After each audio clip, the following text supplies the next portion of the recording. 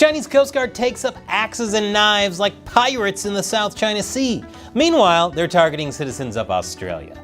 Will this be the week the world wakes up to the threat of the CCP? Find out on this week's China News Headlines. Welcome to China Uncensored. I'm Chris Chappell, and this episode is sponsored by Surfshark. Whenever you go online, you should be using a VPN like Surfshark to cover your tracks and protect your identity. I'll tell you more at the end.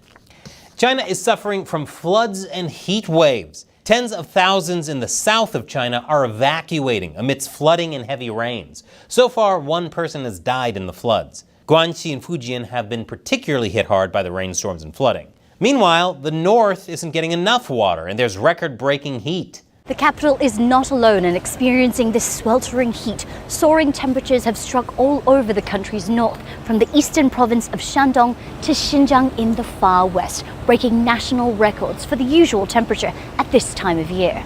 China's government is calling for an improvement in drought reduction efforts, along with other policies to mitigate the dangers of climate change, increase natural disaster preparedness, and help farmers plant drought-resistant crops before the fall harvest, which is a great plan had they done it years earlier following similar natural disasters.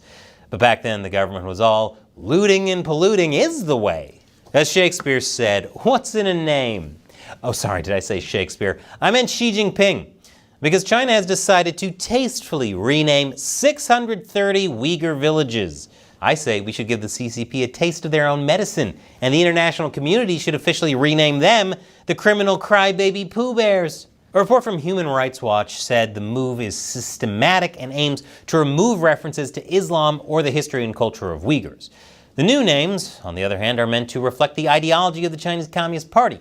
For example, words such as dutar, a Uyghur string instrument, or mazar, a shrine, have been replaced with party slogans like unity, happiness, and harmony.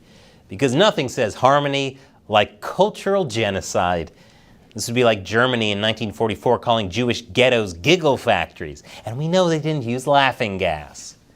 And now on to yet another CCP genocide, Tibet. Nancy Pelosi and other U.S. lawmakers are meeting with the Dalai Lama here in Dharamsala, India. China is not happy, especially because the U.S. is considering new legislation on Tibet. It's called the Resolve Tibet Act, also known as the Promoting and Resolution to the Tibet-China Dispute Act. I definitely prefer the first name. The legislation directs funds to counter Beijing's disinformation about and against Tibet, its history, people, and institutions.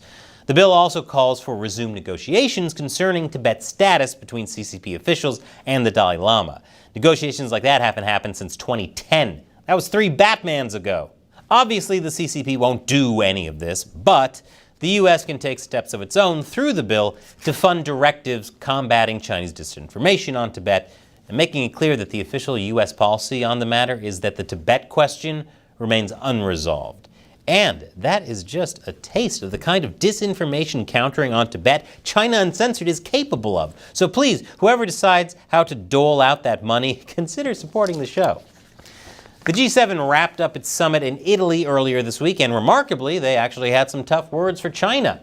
They slammed China's militarization and coercive and intimidation activities. The leaders also said China was issuing dual-use materials to Russia, which are helping the invasion of Ukraine. Great. Now, will they actually do something? Don't you dare do that. Don't you dare give me hope. And after the break, the CCP attacks the Philippines like a bunch of pirates. Welcome back. China is launching an anti-dumping probe against the European Union due to pork imports. Pork is a staple item in Chinese food and the most popular meat in the country. But the EU is mad at China for dumping cheap goods in the European market, so Beijing has to do its own performative retaliation. The Chinese Ministry of Commerce announced that it has opened an anti-dumping investigation into imports of relevant pork and pig byproducts originating from the European Union.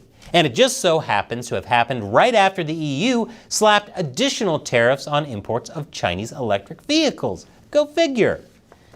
You know, I've compared the CCP to gangsters a lot, but now I think I need to compare them to pirates. Because the Chinese Coast Guard took up axes and knives to fight the Filipino forces in the South China Sea. In this video released by the Philippines, you can see the Chinese Coast Guard wielding axes threatening Filipino forces and using knives to stab the Philippine military's rubber craft. The Chinese Coast Guard also boarded another vessel, while another Chinese boat rammed a Filipino one, which severed the thumb of a Filipino seaman who was holding onto the side of his boat. The frantic fight happened on Monday near the Sierra Madre, an old World War II ship that was intentionally grounded in the Second Thomas Shoal to maintain the Philippines' claim to the region in the face of growing Chinese aggression. Remember, China claims the entire South China Sea and so is in constant conflict with all the other nations that surround it. But it's been particularly going hard against the Philippines, ramming boats and hosing them with high-powered water sprays. Now, China says it was the Filipino ship that dangerously approached and collided with Chinese ships that were sailing normally. Let's have a look at that footage again. In what world? Just a few weeks ago, Filipino President Ferdinand Marcos Jr. warned that if China killed any Filipino, it would be very close to an act of war. And since the U.S. has a mutual defense treaty with the Philippines, the U.S. would be drawn into the fight. This is the most outrageous incident yet, until the next one. The next one, and the next one. But it's not just the Philippines China is attacking. Australian federal police warned well-known critics of the CCP they appeared to be targets of China. The targets are activist Drew Pavlou, who we've had on the show, and journalist/comedian Vicky Xu. Police warned them to avoid adopting a predictable daily routine to prevent putting themselves in danger. I can't believe it. The CCP is actually threatening people in Australia like that? And we know about this because even though Drew and Vicky were warned about this 10 months ago, no charges have been filed and no arrests have been made. And so they finally had to come to the public with what was going on in this article. Gee, I wonder if there's any reason the CCP never faces the consequences they deserve for their actions. Any or several million reasons at all. Because the details started coming to light as Chinese Premier Li Qiang was visiting Australia. The two countries are trying their best to improve relations. Because why let threats to your citizens get in the way of doing business? Very few countries, and especially companies, dare to stand up to the CCP. That's why this show doesn't have a whole lot of sponsors. But the ones we do have are brave and amazing. So a big thank you to Surfshark for sponsoring this episode. When you go online, everything you do is potentially compromised, unless you're taking active steps to protect yourself. No matter where you live, no matter what you do online, you should always be keeping your internet activity private with a VPN like Surfshark, especially when you're doing things like logging into your bank account or credit card online. If you ever use shared Wi-Fi, you're in danger. Hackers can easily steal your password without you even knowing it. And when you travel, especially overseas, you might need a VPN that makes it look like you're in your home country just to log into your accounts, so it saves a huge potential hassle. And you can install it on as many devices as you want, even on your Amazon Fire TV stick. You know, if you want to make it appear like you're logged in from a different country so you can access all the good Netflix shows that are geo-blocked. So seriously, check out Surfshark. Go to surfshark.com/uncensored and you'll get 4 months extra when you sign up. That's surfshark.com/uncensored or use the code uncensored at checkout. The link is in the description below. And this week, we launched a one-of-a-kind project the CCP hates, and you can help.